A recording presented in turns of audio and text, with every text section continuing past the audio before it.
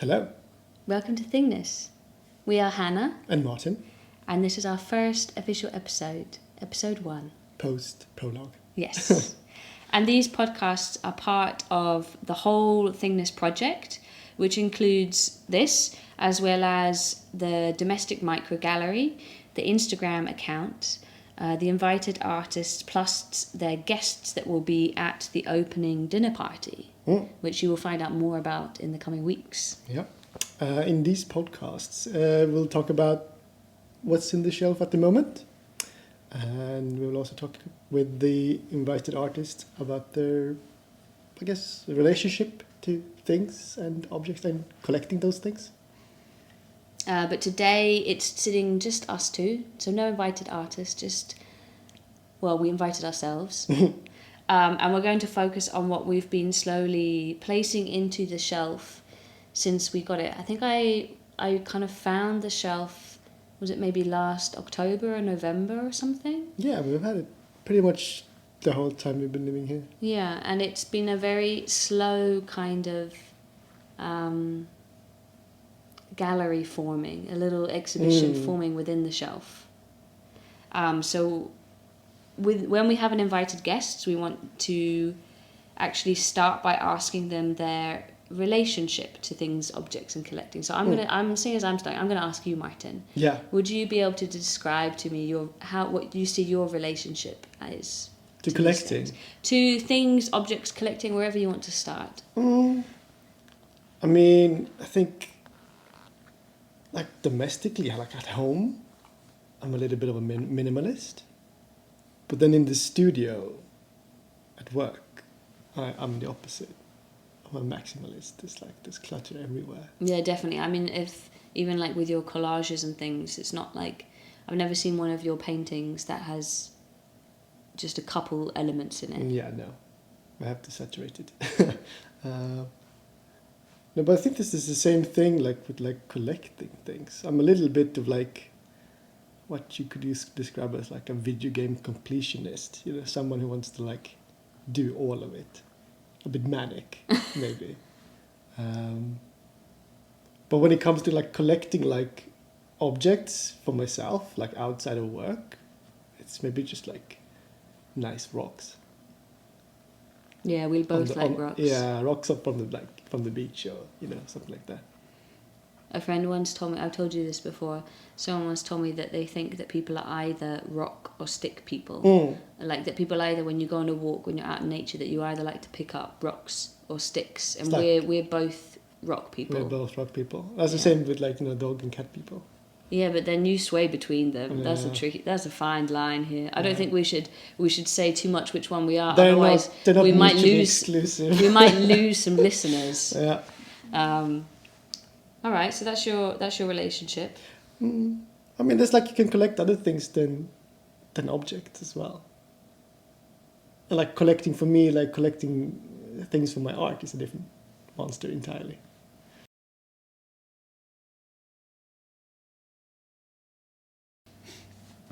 What's your relationship to collecting? Well, interestingly, since I don't remember how young. I feel like it was just like put on to me that I have been collecting elephants since I was a kid, and unfortunately, I don't have my elephant collection here, but it's all back in my parents' house, and I have this kind of double shelf, just like hundreds almost of elephants in different shapes and sizes. So it's quite funny that even from like a young kid and continuing now, I've been creating this collection of elephants, and there's even an elephant in the shelf. Yeah, there was even an elephant in the shelf. So it's funny that that's something that has just always been like innate as part of my life. When I'm out and about, if I see an interesting elephant, I'll buy it, or people will gift me those things. But more like in a general relationship to things and objects, I guess growing up, and I've always had I'm always being quite attached to things and objects. Like I attach quite a lot of significance. You know, if somebody, even if it's something that isn't expensive, it's someone that someone has found and given me or had made me. For a while, it you know, when maybe it was time to say, as who was it, Marie, what's her name, the Marie Kondo. Marie Kondo would say, you know, you have to say, does this thing spark joy? yeah, and like if not, then but you can also say thank you and goodbye. Yeah, and I think there were probably a lot of things and objects I had that were ready for me to say thank you and goodbye to, but I kept on for a long time. So these like objects, would you say that they're like almost like attain some sort of like totemic power? Yes. Yeah. So like they encapsulate a memory or something. Yeah, definitely memories. Like I had this candle that I got from my little sister that said sister and something about being a sister on it. And I had it, I must have been like 8 or 9 when she gave it to me. And I only just recently tried to clean it out from my room at home, and then she was like, no, you can't give it to me. So I think she took it, but it was like this candle that I never even burned. Yeah. I'd only used it maybe once or twice, and it had like a ton of like dust in it, and maybe just like melt a little bit in the sun if you leave and it it was like, why do I even have this thing? Like my sister's there, I can call her whenever I want, and I had this like weird gross candle. So I don't know, I would say that's been my relationship, but I think since, but throwing these things away is like a very like strange way of like curating who you are as a person. Yeah, and I think I have more realization of that since having moved around a lot, you know, having moved country and only being able to bring a certain amount of my things and objects with me, and then also moving a lot within Sweden and now to Bergen, and then also moving in with you and kind of curating what objects we have as a couple. It's kind of interesting what you want to have out in your living room to kind of identify yourself to other people. Yeah. I mean, I lost a lot of things in a studio fire some years ago. Yeah, in 2021. Yeah, and that was like, in a way, I suppose that was like a little bit of a cleansing moment. Yeah, and I think wiping the slate clean. It was quite inspiring to me also because, I mean, it was very sad. You know, you lost all your studio work and a lot of family things. But a lot of the things that I've been collecting. Yeah. Including my own art. I was like collecting some of my own art, you know, and other people's art. But you still managed to go on, and also to go on with not that many items of stuff even within our house when we'd moved in. And I think it was quite inspiring to me to see that, you know, you don't need many things. One of the things I rescued from the ashes were this bag of marbles that I had collected as a kid. Yeah. I thought you were going to say the little lion. I was going to say that's a nice segue onto what we've had. Yeah, little stone lion that it changed colour in the flames. Yeah. And we actually have had that in the shelf. It's part of the shelf, yeah. Maybe we can move on to that now. So we've had these things in... So describe what's in the shelf. Yeah, what is in the shelf right now? There's a lot of things in the shelf. I mean, mostly it's like junk that I've picked up off of the street, like little pieces of plastic and like some metal labels from like fuse boxes, and maybe there's like a weird metal circular. I don't even really know what that is. This kind of thing. It looks very something from a bike, probably. You think? Yeah, something probably. Very industrial. But it's funny also because now, having been with you, as soon as you know Martin and you know that he uses these things in his art, and this isn't just me, I do it a lot because, you know, we live together, but also some friends have done the same, is that they know you collect things, and so now sometimes they bring things to me. Yeah, so I, walking down the street, will pick up, I now look for things for you. And so in a way also my relationship to things and the things that I pick up and bring into the house has also changed. And so like some of these things here are also things that I've picked up that I would never have imagined bringing back. I mean, there's also a lot of rocks and nature things like pine cones, these weird rocks that we bring back, especially near from where I live back in the UK. Yeah, the rocks and the beaches there are fantastic. And there's a lot of chalky beaches and a lot of flints, and so you get some really cool rocks and kind of nature things. What else do we have in the shelf? Some like almost like burnt pieces of like industrial plastic. Those two. And there's a Kinder Egg toy. Yeah, that I was gifted. And the little elephant. There's a little ceramic elephant porcelain. Yeah. No. Yeah, and there's some gifts. You know, there's a puzzle piece that someone gave to me for when I had an opening of an exhibition this year, which was actually quite profound in a way. This idea that, because I was making this exhibition about having all these drawings and bringing them together in like this kind of large collage thing, and for them to give me this like one puzzle piece and to think of it as like, one piece to a large element. What else do we have? I mean, this is a really weird piece of stone or mineral or whatever it is. It just looks like a mix between a tooth and a piece of chewing gum. It's kind of like disgusting. The one that you bought? But also fantastic. No, that one, the little one. Oh, yeah. Yeah, the weird chewing gum thing. And then I bought a tiger's eye, I think it's called. That might be the only thing that we've bought and put in the shelf, yeah, actually. I think so. And that's only like most of these things that are on the shelf, they're not so much curated, they're just put there. It's a little bit curated. I mean, mean, you think about how, like, where to put it when you first put it in, but then I think the process of them like finding their places happens naturally. Yeah, it does happen naturally. I mean, I know that I've come home sometimes and you've shiggled the things around and it's like, oh, it's a different shelf. But the way it's been with the things has kind of sat for like a few months now like this. It's like everything, like you say, it did find its home. And especially because I think the reason I like this shelf is also that, I mean, maybe you don't notice it at first, but that the shelves are, firstly, there's 3 different sizes. And they're always slightly kind of higgledy-piggledy. Like then the shelves are, it's not quite straight. So everyone kind of has its own kind of character. Yeah. I mean, we've been thinking about it like, as a shelf. But if you look at it and you think about it in the terms of like a gallery instead, it's almost like some sort of, what's the word? The Swedish word is planlösning. But like it's like a layout. A layout of rooms, yeah. Or like like you would look at when you had like if you go into the gallery and they give you the what's it called, like the map with all the different titles. And you can think of it maybe like as in a museum where like you have more rooms than in a normal gallery. Yeah, we get more space. Yeah, even though space. it's so think small. about it as some kind of map, like a miniature museum of things. And it's funny because now for our upcoming show we're gonna have to take all these things down, which feels quite strange in a way. It's like a late summer, not a spring clean, but a late summer clean. I guess so. Make way for new things. Or we're just putting them all in a jar or something. What are we gonna do with them? I mean, some of them are going back with me to Gothenburg to the studio. Some of them will end up in pieces, so keep your eyes out for kind of like a Where's Wally, who can spot where one of those pieces has ended up. And it's funny, I guess to think because we've been putting them, we've had a place to put these things.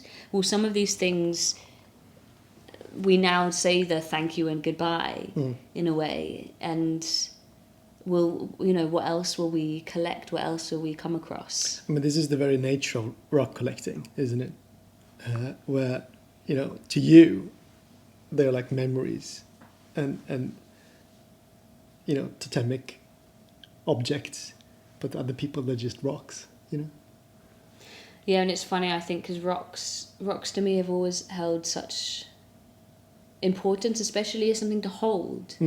I have a rock that I've had in my, maybe more of a stone than a rock, I would say. I mean, if you collect minerals, some of them are quite valuable. That's true. I was going to say I have had a rock in my raincoat pocket now with a conker. Yeah, I got a conkers as well. For like the last 3 years, and it's really nice. They fit together, and like I've been like rubbing the conker down against the rock, but it's funny that I forgot where I was going with this now. I just like rocks.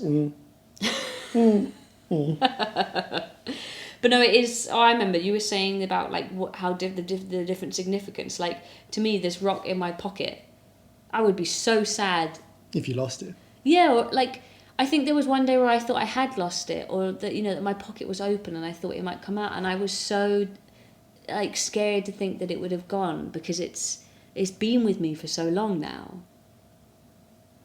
It's like almost like it's been charged up by your hand.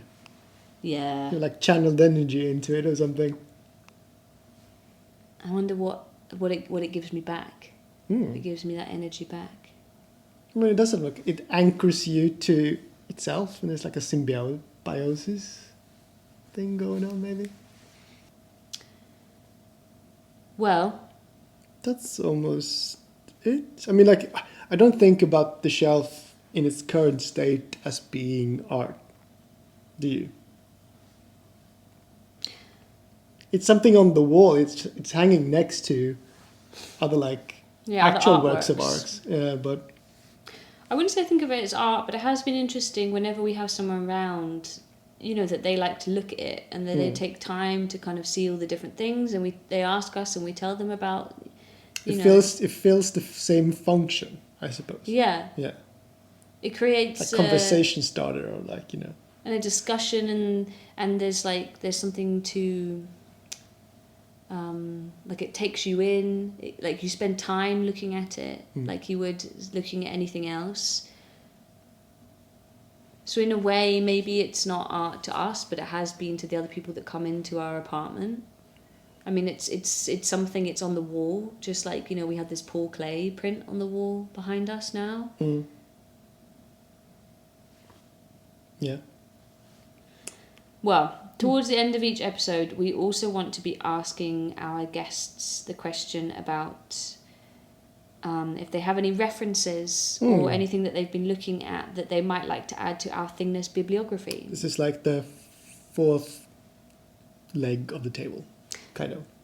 We're building a little reference library. Because I love getting references. It's something that, and I love sharing references. If you know me, that's one of the things that I'll always do. I think it's how my brain works. Is I look at something and I want to relate it and connect it. Yeah.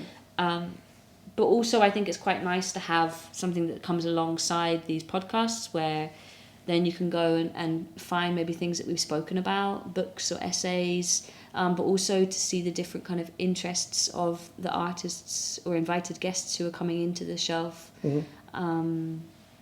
So again, I'll ask you first. What are any of your current references, Martin, that you might like to add to the bibliography? Don't really know. I mean, you had this short essay book on the table. But so you're going to steal my one? I'm going to steal yours. Is that or this one? Oh, well, I'm definitely... Okay, he's pointing to House of Leaves by Mark Z. Danielewski. Which you gifted to me for my birthday this year. So, I mean, it's a shared reference. Yeah. And it has been an incredible kind of thought-provoking reference for me, who, I want to make books, and I'm thinking of writing what I'm going to write my thesis on this year, and this book is all about labyrinths. It's a labyrinth in the book. The way the book is written is a labyrinth. Visually, it's a labyrinth. In the way that the text is, it's a labyrinth. So both in the way of the format in the book and the way, like, the story is kind of interesting in that note, but then also he uses a ton of these kind of footnotes and references. Why do you like the book? I think it's the only book that has ever changed the geometry of my dreams. I remember, like, quite vividly having like 2 or 3 dreams like a month after having finished it. And this was like maybe like 10 years ago that I read it. And it, like, somehow, like, the dreams just, like, they had more than 360 degrees. Like, when you were turning. They were just crazy. It's funny, it affected dreams for you. For me, it really affected the way I think that I want to approach books and writing. I think it made me realise that there's so many different ways that you can write and format a book. Like, move through a narrative. Yeah. weave in and out, and then like you can leave a lot of things unsaid, and maybe that's even strengthens the plot. Yeah. What about you then? Well, The House of Leaves has been a very recent thing for me. I just read it over the summer. What else have I been looking at? I mean, I've been thinking a lot about institutional critique recently. So I was reading, and I had a discussion actually with some people at school about Andrea Fraser's essay around that, and also Daniel Buren's The Function of the Studio. So thinking a lot about this kind of like workplace to gallery or institution format. And for me, I think that's been interesting because it's made me, well, it was like the stem to make me to question and critique, why is a gallery how we see it?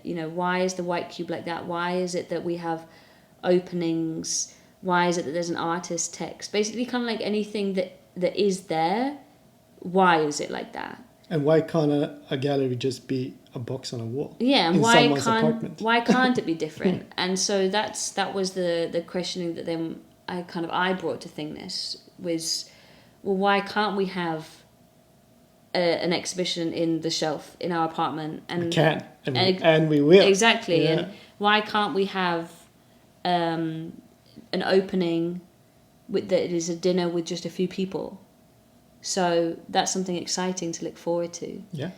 I think another reference I want to add, which I think also is a combined reference, is the film Inside.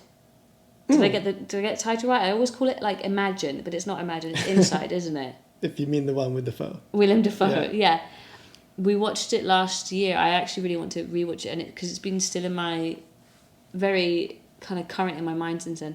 It's about this guy who goes to steal. He's a cat burglar. He's a cat burglar in New York, and he's gone to steal who's the guy, the painter, the Austrian guy? Schiele?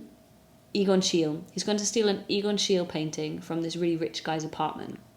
And the apartment gets locked down when he's in it, and he gets trapped in this very fancy security apartment. For like a long time. And this sounds very much like a kind of Mission Impossible film, but it's not at all. That's just the framework for the beginning of the movie, and it's about this guy who gets stuck with all these artworks, and he's just surrounded by all these strange artworks, and he's at the end he's starting to kind of like draw things in the wall, and he's going crazy, and is also interesting use of objects, the way that he starts to use the objects that he finds in the apartment to plan his escape, but also for different purposes.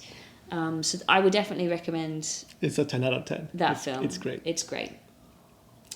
So we have got 3 invited exhibitions happening this autumn. We're starting not small, but we're starting local.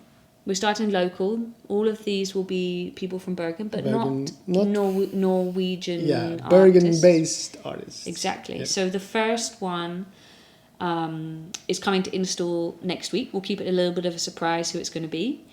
So their show and podcast number 2, where we speak to them, will all go public on Instagram and YouTube on Sunday the 15th of September. So that's 2 weeks today. Very exciting. So keep your eyes and your ears out for that.